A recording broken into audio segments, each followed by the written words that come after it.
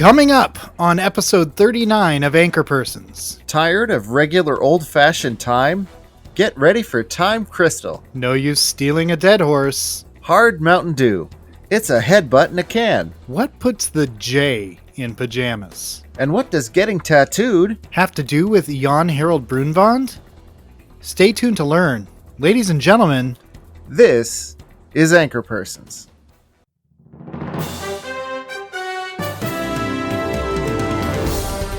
From the south and east of the Northwest, the land of trees and rivers, currently on fire, it's Anchorpersons with Gene and Greg Person. Featuring sports, emotional weather, food crime, the podcast shopping network, and more. Anchors weigh you down. Cut loose with your news. Here's Gene and Greg. Good evening wherever you are, whoever you are, and welcome to Anchorpersons. I'm Gene Person. And I'm Greg Person. No relation! Anchorpersons is a news show for people who don't like news shows by people who don't like news shows. That's us. Yes, it is. Just two regular human people doing news hating on a podcast. Human people. Yes, I want to specify we're both humans. Neither of us is lizards or robots or brains in jars. We are definitely human. You think they're going for it? Until you asked that, I think there was a possibility. We can cut that out. That's fine. Let's get into tonight's story beats. An Oklahoma man is in big trouble for firing a gun at a player while refereeing a soccer match. Spectators were especially distressed because that's a hell of a way to get woken up. So he just, in the middle of a soccer match, whipped out a weapon and started firing? Well, what happened was he was refereeing the match. A guy got red carded. The guy wanted to fight him over the red card. So he went back to his pickup and got a gun and licked off a shot at the guy. But in so doing, he was also shooting at the stands. Wow. Yeah. That's incredibly dangerous. Well, no. Well, that's Oklahoma. As we established last week, guns are toys. Oh, right. And this was a game, so it belongs there. Gotcha. Nothing bad can happen from firing a gun. You're just exercising your freedom, and freedom is always good. A man was arrested in Greenville, Tennessee after floating down the Nolichucky River naked and refusing help from rescuers. Apparently, several attempts were made to bring him to shore, but he just sang "God Bless the USA" as he floated down the river. When he was finally brought ashore, he was arrested and charged with both indecent exposure and disorderly conduct. When asked for comment, the man declared that he had crashed his car into a cop car the other day, and he just drove off. Sometimes life's okay. That's the most beautiful story I've ever heard, Gene. Well, I'm gonna feign modesty. I'm gonna be a little mousy in my reception to that compliment. Thank you. But I can't take credit. Well, the British Parliament has held American President Joe Biden in contempt for the U.S. withdrawal from Afghanistan, saying that if we're not careful, we might get kicked out of the United Kingdom. A major setback for America's fast-growing industry of self-taught, at-home COVID doctors. The FDA has warned against using drugs intended to treat livestock for parasites as a treatment for COVID. The FDA had already warned against using fish tank cleaner and injecting bleach. Ivermectin, the drug in question, can cause serious side effects including dangerously low blood pressure, seizures, coma, and death, and is often sold in doses concentrated for use in cows that weigh 1,600 pounds. Those in favor of self-treatment did attempt to assure officials they are enough like cows in three ways. They're easily misled by other cows, they got beef with the system, and they're not going to live very long. But hey, those 2 or 3 people 6 months ago died after getting the COVID vaccine, so I guess pick your poison. A new report by the FBI concludes that Donald Trump was not directly involved in the Capitol riots. I'm very excited to learn that you can't be held responsible for things you directly tell a crowd of people to do for reasons that will become clear shortly. Southern Oregon-based coffee business Dutch Brose has filed an application to sell public shares in their company. Dutch Brose has been expanding rapidly since starting in my hometown of Grants Pass, Oregon in the 90s. Dutch Brose is known for its young, energetic baristas who work hard, play hard, and will find out what you're up to today, even if they have to climb into your car to do it. The SEC is reportedly considering the application, but who are we kidding? They're going to hook it up. I personally am really excited for the rest of the country to feel the pain that I feel at 7 o'clock on a Tuesday morning when I'm asked where I'm going today. Enough about the news. Let's move on to main news. There's a certain type of story in wide circulation that just exploded after the internet came around. Urban legends. Often attributed to a friend of a friend or just believable enough that you can be easily convinced and perpetuate the cycle. For those of our listeners born after the internet already existed, these predated fake news and Facebook memes. They predated Russian trolls and other misinformation. Urban legends are perhaps most famously what gave Snopes.com its start. And whatever your opinion of Mickelson and company, for a long time, the fact-checking on Snopes was considered beyond reproach. But even before Snopes, there was Jan Harold Brunvand, who collected these tales and published them into books with titles like The Vanishing Hitchhiker and The Baby Train. Jan was a professor, an academic, but it was he who identified this phenomenon in urban folklore and began to catalog it. He's done a thorough job, too. I was reading his books before I even discovered Snopes, so when in my senior year of high school, one of my friends told me the horrifying story of his second cousin, who had his kidney stolen at a hotel, I couldn't help but laugh. Because I'd already read about it thanks to Professor Brunvand. But my friend regaling me with this tale wouldn't hear of it when I attempted to debunk him. In general, people don't like being told that they're wrong, even if they aren't necessarily being dishonest, which they sometimes are. Jan Harold Brunvand is a wonderful academic who identified a phenomenon, wrote about that phenomenon in a very accessible way, and wrote me many, many years ago when I sent him a story someone told me that I suspected was one of these tales. He helped plant a seed of curiosity and skepticism in me at a very young age, and I'm grateful to him for that. But what does that have to do with? Getting tattooed. Now, to clarify, this is not about tattooers, tattoos, or tattooing. This is strictly the phenomenon, the experience of getting tattooed, which is, if you'll pardon the pun, indelible. Now, it's been a long time since I got one, and since I have not really left quarantine since it started, I've had plenty of time to think about what I miss most about the outside world. And for some reason, as soon as I can bear to let a stranger breathe on me, the first thing I want to do is get some more ink. Now, Gene, I don't remember. It's been that long since we've seen each other in person. Do you have any tattoos? I do. I do have a tattoo. Okay, how did you feel about it when you got it? I felt pretty good about it when I got it. I like my tattoo. I unfortunately can never get another one. Yes, that's true. For our listeners at home, Gene is allergic to most forms of... Let's just say I'm allergic to a bunch of stuff. Yes, and one of those things is tattoo ink, which sucks. Yeah. Because I love getting tattoos. People ask me, people who don't have tattoos say, oh, did that hurt? Yeah, it hurts. It hurts a fair amount. But if it didn't, you wouldn't want one. Because... And like really, the pain, I don't know, it's not that bad. It's like the pain of a bad sunburn most of the time until they hit a nerve, and then it's like, ugh.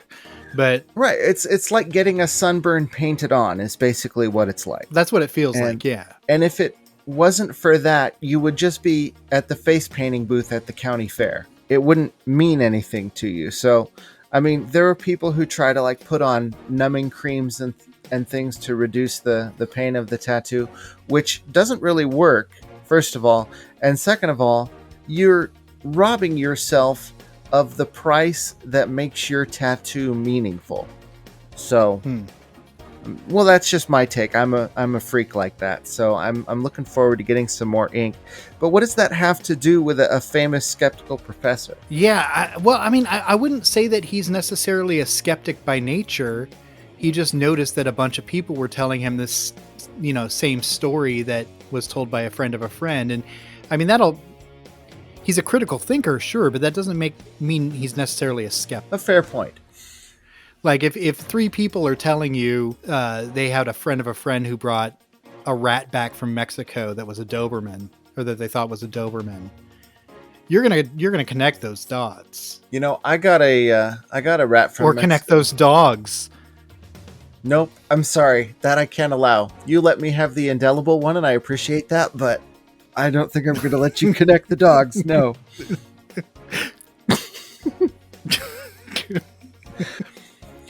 Now, do we know if Professor Brunvand. excuse me. Do we know if Professor Brunvand had any tattoos? I have no idea if Professor Brunvand has any tattoos. I mean, we can reasonably assume that he does. I feel like most people have some ink somewhere. Maybe. I don't know that from the photos I've seen of this guy, I don't know that he has any tattoos. There's probably, some regrettable tramp stamp or like a butterfly on his thigh that he regrets, but... Okay. So, I mean, he's not going to show that in pictures, but you kind of know it's there. What I will say is there are there are at least a few urban legends about getting tattooed, and oddly enough, the one that I wrote Jan Brunvand about involved a tattoo. Oh, did it really? Yeah. Do tell. So I had two separate people tell me a story where a friend of a friend who worked at a grocery checkout. These were people who did not know each other necessarily, but who I knew. Anyway, the story is that their friend at checkout, or their friend of the friend, was checking out this gentleman who showed a tattoo, which was a barcode, had them scan that barcode, and then the groceries were free. That's wild. I love that. That's so good. But I had multiple people tell me this story, and I thought, well, maybe he's heard it before, and so I sent it to him, and he said no, he hadn't heard that one, but I just appreciated that I heard back from him. Yeah, because I'd read his books. Cool. At that point, I think I was 19, so I'd read his books, several of his books at that point.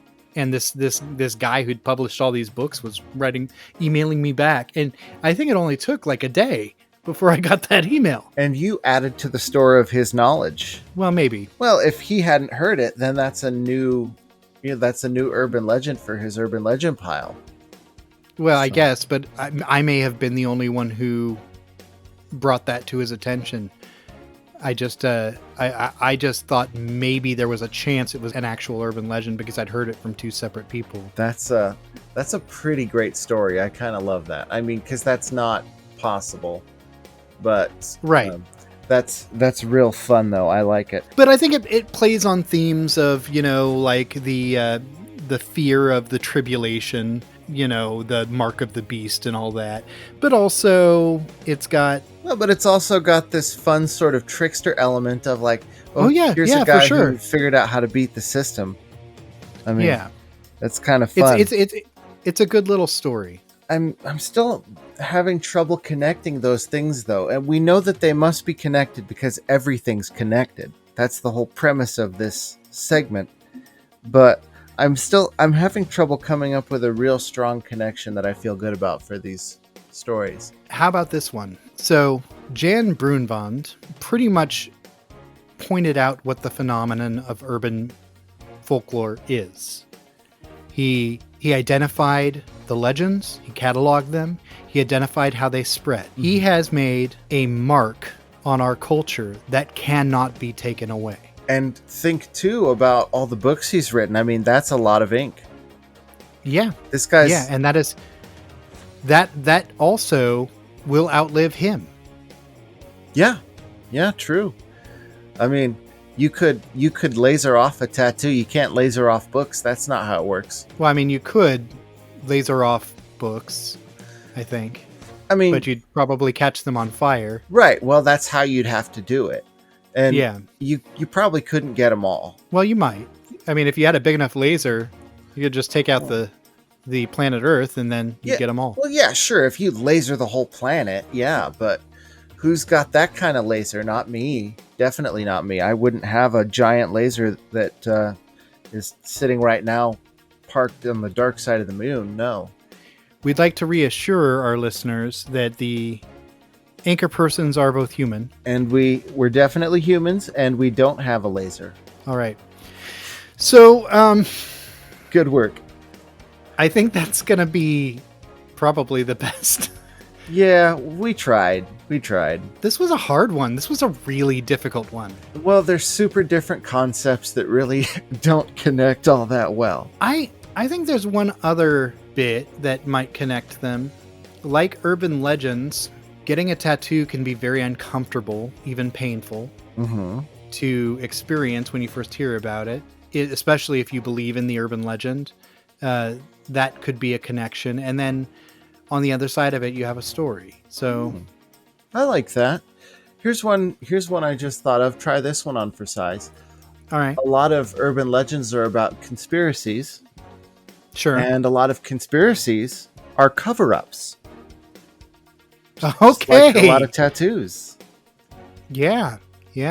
Urban legends tend to circulate best when there's not any critical thinking employed, and so I have to imagine they also have a rich history and culture in white supremacy. Actually, they do. That's a really salient point because there's a ton of conspiracy theories that if you trace back the origins of them, a lot of them started as anti-Jewish propaganda, anti-Semitic propaganda. Yeah, that makes perfect sense. Now that I think about it. Yeah, white supremacists their whole ethos is basically a giant conspiracy theory.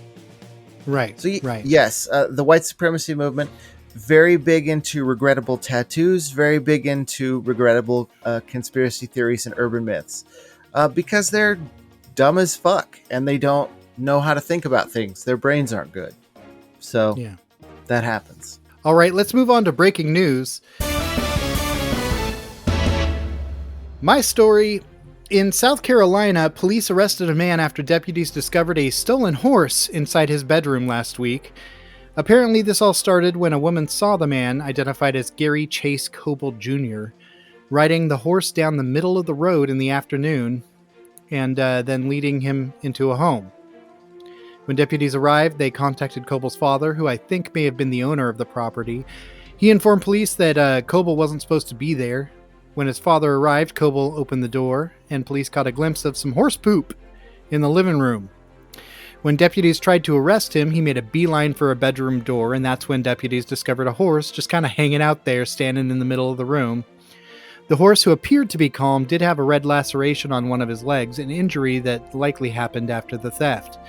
Other charges were added, including malicious injury to an animal and burglary. So my first question, why did he steal the horse? First blush, and I think we all have the same thought, maybe he was going to try fucking that horse. Mm-hmm. Pretty reprehensible, but I think maybe there was something darker at play. I think he was really just really, really goddamn hungry for soup. Well, then the horse would be in the kitchen. I mean... No. This was not a property he owned. He was going to do the dirty work. You got to get the bones out somehow. He had already started cutting. Well, but that's where the wound on the leg comes in. The bedroom is the worst place to make dinner. Apart from the bathroom. He's just harvesting the bones. He doesn't want the meat for anything. It's all about making that horse bone broth. I'm just saying, Gene, that rooms in a house have purposes, specific functions that they're designed for. The kitchen is for preparing food.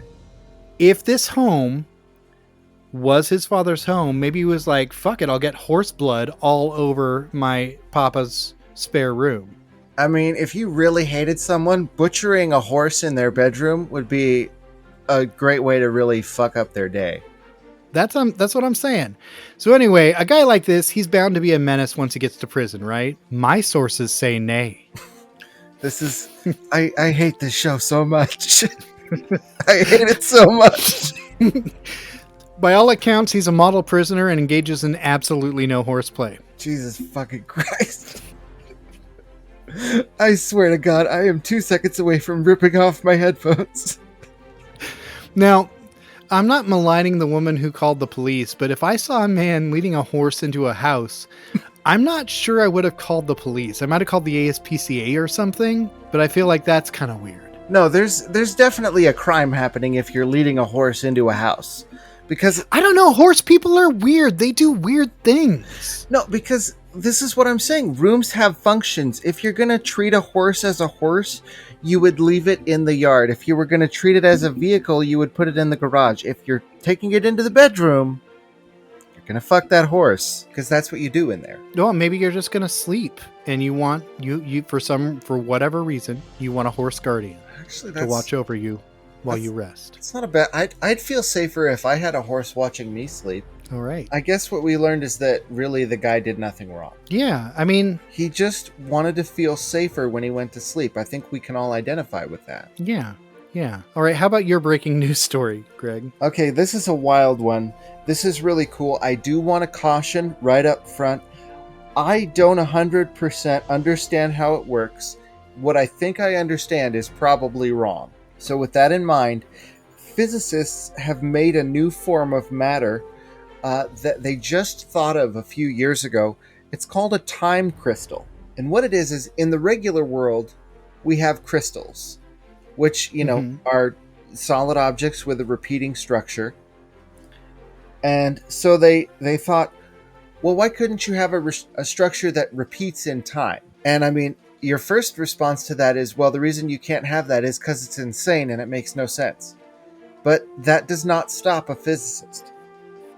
So what they did was they created this quantum-sized structure that if they zap it with a laser, it flips back and forth between states. But the cool part is, it's not the energy of the laser that makes it flip back and forth. It doesn't actually use any of the energy from the laser, because technically the time crystal is not flipping back and forth multiple times. It's flipping one time over and over again. Oh, weird. So it doesn't technically violate the second law of thermodynamics, but in practice it very much does. Because that's crazy. Yeah, it'll keep doing that forever, because as I understand it, it's sort of doing a time loop. Yeah. That is mind-blowing. Yes, it's scary to me, yeah. See, I was okay with this headline. I was at least pretty okay with this headline, but that was before I saw the time crystal. That's a good place reference, folks. If you haven't seen it, what are you doing with your life? Yeah, but that's really a trip. Well, and you might be asking, are there any like practical uses for this phenomenon? No. So far, the answer to the question, what good is it, is shut your stupid mouth. Because it's so new and so wild that no one can think of what it might possibly be used for. But, I mean, that's true of like all discoveries in physics, basically. Yeah, pretty much. When they first and eventually they find uses for a lot of them. Right. Well, it's like, take lasers, for example. There's lasers in this story. We use lasers for all kinds of things. But the first guy who was like, look, I can make all these photons go in the same direction. People were like, that's cool. Or, in fact, electricity. When Faraday was doing his little touring science show, and he was showing people how electricity and magnetism are connected, people were like, well, actually, a lady literally came up to him after one of his shows and said, well, that's all very well, Mr. Faraday, but pray tell, what good is it? And he said, what good is a newborn baby? That's a good point. Yeah, the time crystal is going to lead to terrifying inventions, I'm sure. Probably. But well, if there's one lesson I drew from the film Napoleon Dynamite, it's that the crystals are essential for time travel. And that's a Napoleon Dynamite reference. If you haven't seen that one, get on it. Yeah, so let's move on to sports. In the history of our show, we've covered a number of English sports, all of them either silly or reprehensible, many of them both. There's ferret legging, toe wrestling. You know what? I'm not going to read the whole list because I'm already getting mad. But then my buddy Tim sent me an article about Dwile flonking, and yeah, it's unquestionably an English sport, and it is also unquestionably kind of terrible. This one may not be as bad. In the game of Dwile flonking, there are 2 teams of 12 players. The fact that there's a set number of players is so incredibly silly to me because this is obviously a sport that doesn't need it, but never you mind. We're going to keep going here. One team goes at a time, and each member of that team takes a turn to dance around a member of the other team, called the Flonker, who throws a beer-soaked cloth. If it touches one of the dancers, there are points. The rules are oddly strict and undeniably English. The first team to flonk is decided by tossing a sugar beet. And there are names for everything. For instance, if you hit a girder, oh yeah, that's the active dancers. That's what they're called. On the head, you score a 3-point wonton. A body hit is a morther. A leg hit is a ripper. And a non-hit is a swatch. Points are deducted for all sober players at the end of the game. This reads a lot to me like a parody of an English sport, but it's probably the first one I've learned about that I wasn't immediately pissed off or grossed out by. It seems like it's all in good fun, and I've heard of American drinking games that are kind of worse, so I'll allow it. But watch yourself, McCoy. This doesn't seem like it's hurting anyone. Yeah, it really isn't. So they get a pass this time. We've tentatively decided we're going to take it a little bit easier on the English. For one episode. Yes. Do we want to tell them about that? Yeah, we can tell them. At some point in the future, we will have a themed bonus episode that is decidedly not anti-Brit. There are things that we don't absolutely loathe about the UK, and we're going to highlight those things. So, yeah, absolutely. You're welcome. All right. So we've covered our sports feature for this week. How about our creature feature? Gene, consider the lobster. No, I'm not changing it to a Jordan Peterson fan cast yet. But just because you think you know an animal doesn't mean it's not weird enough to be a creature feature. Sure. The lobster, for example, it grows, but it doesn't age. It doesn't experience what scientists call senescence. It just becomes more powerful over the years until finally it's so big that the energy that it takes to molt is more than it can muster. And that can be 40, 50 years. Now, if you want to take a few minutes, I can give you a quick thumbnail description of how this works. Yeah, by all means. Okay, great. So in your animal cells, each one of your cells has these things called telomeres or telomeres, depending on how you talk. And the telomeres, they're basically like a cellular clock. Each time that cell divides, the telomere gets shorter. And this is to keep your cells from getting too fucked up, because each time they replicate, they can change a little bit. So this is the kind of thing that keeps you from getting cancer, things like that. But it's also the thing that causes you to age. Because when your telomere runs out, the cell either destroys itself or it becomes sort of inactive, and that's what we call senescence. That's aging. But there is an enzyme that is produced in, for example, newborn humans called telomerase that repairs the telomeres in the cells so that they don't get any shorter. Now, lobsters produce telomeres or telomerase throughout their lives and through all their cells, so their telomeres are always the same length. So they don't age and their cells don't die like that. Now, the reason this works for the lobster is that the lobster's genome is incredibly stable and their immune systems are really strong and really active. So they're less likely to develop cancer, and when they do, their immune systems take care of it right away. And we don't have that, so we can't just inject ourselves with telomerase or telomerase and become immortal, because if we do that, we'll all get just shitloads of cancer and die. Now, quick question. Do lobsters squirt vinegar from their whip-like tails? No. Do they have heavy mouth parts? Actually, I think the mouth parts of the lobster are pretty minimal. I think mainly you're looking at the claws are sort of the heavy parts. But I tell you this, and you see this particularly in a lot of older recipes, recommend squirting vinegar on the lobster. Interesting. Yeah, lobster or vinegar, I should say, was a very popular lobster condiment until tastes sort of changed, and now it's all about like butter and things like that.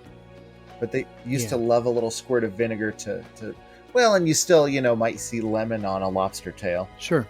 I do have a funny story about lobsters. Okay. So it was quite a while ago. Some of my friends and myself, we were at a beach, and this might have been a dream because for some reason everybody had matching towels. You son of a bitch. Somebody went under a dock, and there they saw a rock. But it wasn't a rock, Greg. It was Do you know what it was? It was a rock lobster. You motherfucker. I knew it. I knew you were going to do it. God damn it.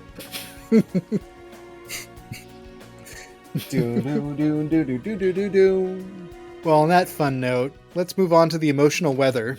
This week, our emotional weather is Blinded by the Light, Dark Side of the Moon, and Touch of Grey. My story for Blinded by the Light. So, what is the brightest star in the summer night sky? You'd probably say Polaris, the North Star, right? Wrong, motherfucker. Polaris is the 48th brightest star in the summer night sky. It isn't even the brightest star in the winter. Sirius, the dog star of Canis Major, is the brightest in the winter. The brightest star in the summer is actually Arcturus. Arcturus is such a bright, shining star, it's being considered as a potential future host of Jeopardy. I'm triggered by that joke. Because I'm very emotionally invested in LeVar Burton getting that hosting gig, and I don't think he will, and it hurts. He probably won't, and that does hurt. Well, for my Blinded by the Light story, researchers at the Lawrence Livermore National Laboratory have hit a milestone in nuclear fusion. They zapped a pellet of hydrogen with a bunch of lasers, and they were able to cause it to create a fusion hotspot. Guess how much power this thing generated? How much? 10 quadrillion watts of fusion power for 100 trillionths of a second. So we've talked in the past about how occasionally we'll just have like through lines in our show that we don't intentionally put in there, but it really feels like lasers are this week's theme. Yeah, for real. And I didn't go hunting for laser stuff. It's just they're there, Lasers are all around us. But the thing that sucks about this, because this is kind of they were calling it the Kitty Hawk moment for nuclear fusion, because it's like, this is not practical, but they've proven they can get it up off the ground. And so immediately the Defense Department, the nuclear weapons guys, who have not funded this project for shit for decades, are all of a sudden very, very interested to see if they can use this new technology to kill people. Of course. Because they're sick. They're sickos. They're freaks. But the good news is we're so much closer to fusion power than we were just a few weeks ago. That's great. That's exciting. It is. It's tremendously exciting. I hope we all live to enjoy it. Yeah. All right, my Dark Side of the Moon story. Last Friday, August 21st, was the 40th anniversary of a film that, to my mind, is probably the best werewolf movie, An American Werewolf in London. The film, written and directed by John Landis, featured cutting-edge practical effects that were pretty much revolutionary for their time, and set a bar so high that only the body horror movement could top it. The movie is revered, and it makes me so sad that it's 40 years old, because it means I'm even older than one of my favorite horror comedies.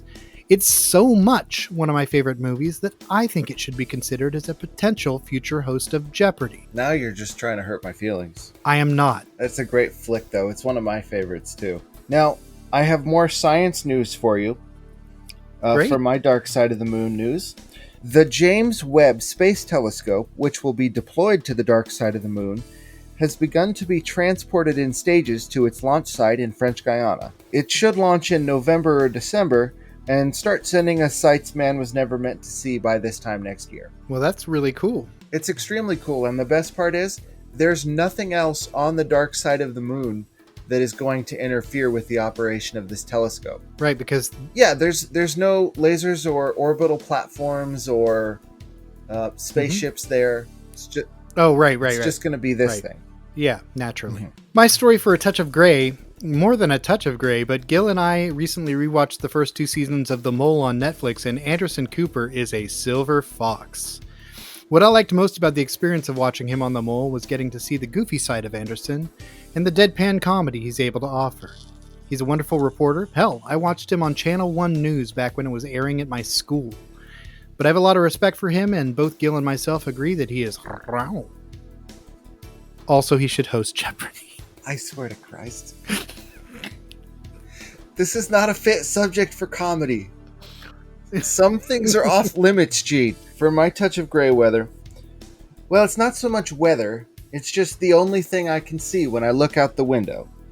Gray is the color of the sky, the only color of the sky, for weeks. Everyone I know is sick and constantly miserable. I don't know what anyone can do about it, but please help us. It's horrible. So I went for I go for a walk every night. Last night I went for a walk in this pea soup thick smoke, and I had to cut it short because I was feeling the effects of breathing in the smoke. And then I sneezed all day, and I was thinking about how hard that must be right now for everyone out there in Southern Oregon, where the pandemic is way out of hand. Delta's spreading like wildfire. We have the highest per capita spread in Southern Oregon, go figure. And then we've got this smoke from trees that is filling our air, irritating our lungs, and in some cases causing allergies to flare up. Oh man, it's been terrible. I mean, I live in a trailer that was built in 1974. There's no insulation. Like, these windows might as well be holes. Half the time I am wearing an N95 mask in my house. Oh, I'm so sorry, man. It's terrible. Miserable. And I don't even have the worst of it. Like, there are older people I know who have shitty lungs who are so sick.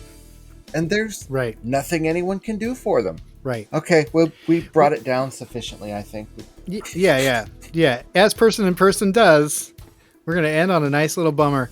All right. As you know, every week, our investigative team uncovers a detailed and harrowing story on food crime. This week, Greg Person has a story. Greg? Well, naturally, PepsiCo wanted a piece of the sweet action enjoyed by Buckfast and Four Loko, and they've announced the creation of a Mountain Dew malt liquor. It's called Hard Mountain Dew, spelled just like it sounds, MTN. I know what you're thinking. This is going to get pulled from the market in a few weeks after a TikToker has one and tries to steal a cop's gun. That's not actually what I'm thinking. I'm thinking, isn't there already a Hard Mountain Dew? It's called Moonshine? Well, yes, that's literally the good old Mountain Dew. And them that refuse it are few. But no, it's kind of come full circle, hasn't it? Because it's called Mountain Dew in reference to moonshine, which, folks, if you don't know, if you're not up on your bluegrass music, Mountain Dew is old-timey slang for moonshine. So they called it Mountain Dew, but now they've made an alcoholic Mountain Dew. So, yeah, everything comes back around. It's a self-fulfilling prophecy. So, yeah, somebody's going to get white girl wasted and headbutt a police horse, and they'll yank it from the shelves. But in the meantime, it's going to be a catalyst for a lot of great story beats. So everybody just be cool, keep your distance from college bars and sororities, and watch this space. It's going to be great. Frankly, I think I can feel the scruffy neckbeard hair on the market for this product already. Oh my! Imagine if this becomes the gamer fuel. Oh yeah, that's exactly what it's going to become. Imagine how wild Twitch is going to be. Oh God! Oh yeah, it's going to be a horror show. Yeah, if you thought YouTube Let's Play videos were terrible before, fuck. Let's move on to the Podcast Shopping Network. Tonight, we're going to talk about the greatest garment since the tuxedo shirt. Let's say it's nighttime, and you want to go to bed dressed like you're ready to go wrangle a bunch of cattle. You're not just going to sleep in your jeans. That's silly. It wouldn't be comfortable. Enter pajama jeans. They're everything you expect from pajama pants: comfort, breathability, and softness. But they also look like everything you expect from jeans. They're blue, they have pockets, and similar stitching. Now let's flip this around. You have to go out to the supermarket, but you don't want to take your pajamas off because, let's face it, it's a hassle, especially in this modern age of telecommuting. Problem fucking solved, noble listener, because if you're wearing pajama jeans, you're already dressed. The one drawback to pajama jeans is the price tag. They'll set you back $40, and that's pretty much what you'd pay for real jeans, which have a bit more longevity and durability, but a lot less comfort. Bedtime is now Jed time. Sleeping is now jeeping. Say what you will about my pajama jeans, Gil. I think they're fucking great. So, I heard you make the pitch for the product and describe it in detail. I still don't really get it. So, they're soft cotton jeans that stretch like pajama pants. Okay. But look like real blue jeans. Well, if you're just wearing them for pajamas, it doesn't really matter if they look like jeans or not, right? So these are meant to be worn outside the home. Yes. Yeah. Well, you can wear anything these days. You can wear pajama pants in public now. There are no rules. Yeah. Well, if this is the because these are roughly the same price as any other pair of pants, right? Yeah. Any pair of pants that you would normally wear outside of the house, I think you can probably get some pajama pants for like $15. Right. But I don't know that they're gonna look like jeans. And I think maybe some of the lower cost pajama pants may not have pockets, and I'm not gonna wear something without pockets. Even my skirts have pockets. Hashtag my skirts have pockets. All right, it's time for State Up, the next state in our list of made-up facts about all 50 states in the U.S., Mississippi. Finally, we've reached the state that looks most like Bart Simpson's head. Savor this moment. It's all downhill from here. The state of Mississippi is nicknamed the Magnolia State after drag queen Magnolia Crawford. Speaking of names, the Delta variant of COVID isn't named after the Mississippi Delta, but it might as well be. Mississippi is commonly misspelled Mississippi, but this is actually incorrect. Its original name is unknowable. Its spelling is arcane and varied as the secret darkness that resides within. Mississippi Governor Tate Reeves looks like a particularly mean-spirited caricature of a Republican on a NoFX album cover. Mississippi, and this is true, is one of the COVID hotbeds where people are taking ivermectin. And that tells you everything you need to know about the state of Mississippi. Not that I should be throwing stones, because I'm in Southern Oregon.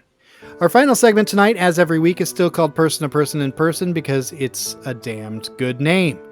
It's also where we share your valuable feedback with our audience. Just one email this week, and it reads, Dear member, your subscription for Norton Protection has been successfully renewed and updated. The debited amount will be reflected within the next 24 to 48 hours on your account statement. Product information, and then there's some product information with a price tag of $472.19. Payment method, auto renewal. If you wish to cancel this subscription, please feel free to contact our accounts department as soon as possible. You can reach us at, phone number, regards, billing department. Now obviously this can only mean one thing. We're big enough here at the Anchorpersons podcast that even Symantec has heard of us and thinks we can afford almost $500 of annual subscription to an antivirus program. Sorry there, Norton. Word may be getting out, but we're not making any big purchases at this time. Luckily, the friendly customer service lady was happy to take down my card information and assured me that though a charge was scheduled, it would be canceled. Phew. Dodged a bullet there. I'm just kidding, of course. I gave them your card information, Greg. Well, I don't think we really need this service because the only antivirus protection we need, ivermectin. As always, I'd like to give a shout out to the Brose at Brose and to our voiceover artist, Adam West, who you can find at Fiverr or at his website, awestprod.com. Folks, that's all the news the persons have for you tonight. Would you like a haiku written about the topic of your choice? Send your topic, and the Anchorpersons might just make that happen. Gene and Greg love your feedback, and there are so many ways to give it to them. Send them an email, anchorpersonspodcast@gmail.com. Find them on Twitter, @Anchorpersons. Or visit their website, anchorpersonspodcast.com, where you can leave an audio message via SpeakPipe, as well as find full episodes of the show, blog posts, and more. Please be sure to like, subscribe, and review the show on Apple Podcasts, Google Podcasts, Spotify, or the podcatcher of your choice, or simply tell a friend. Until next time. This is Gene Person saying you should always end your comedy set with a callback. And this is Greg Person saying, wow. Good night.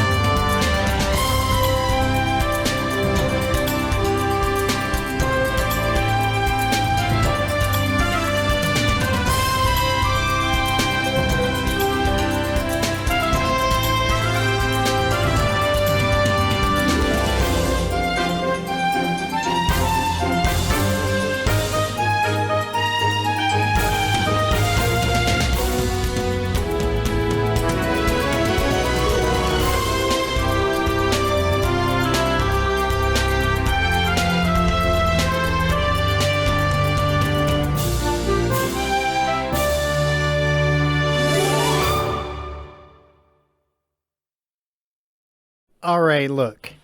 I know we all had a big laugh about how Greg and Gene Person could be aliens harboring a giant laser on the dark side of the moon in this week's episode. But the simple truth is that none of that is true. Greg and Gene are not aliens. They're humans. Why else would their names be Person? It's a very human name. As far as giant lasers that could destroy the Earth are concerned, I mean, first of all, how would they get it there? They're persons. Secondly, why would they hide it on the dark side of the moon, where there is no clear shot at planet Earth? It's just flawed logic. Greg and Gene are human. They're so human. Incredibly human. In fact, their names shouldn't be Greg Person and Gene Person. It should be Greg Human and Gene Human. In summary, Greg and Gene are human. There is no giant laser. And humanity definitely shouldn't be sending anything to the dark side of the moon.